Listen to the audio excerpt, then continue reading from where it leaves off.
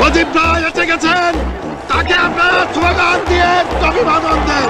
শেখ মুজিবের পথ ধরো, বাংলাদেশ স্বাধীন করো, বাঙালির অস্ত্র ধরো, বাংলাদেশ স্বাধীন করো, স্বাধীন করো, বাঙালি অস্ত্র ধরো।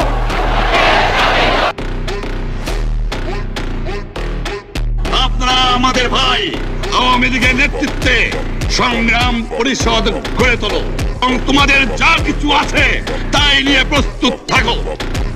মনে রাখবা, রক্ত যখন দিয়েছি রক্ত আরো দেবো, এদেশের মানুষকে মুক্ত করে ছাড়বো ইনশাআল্লাহ।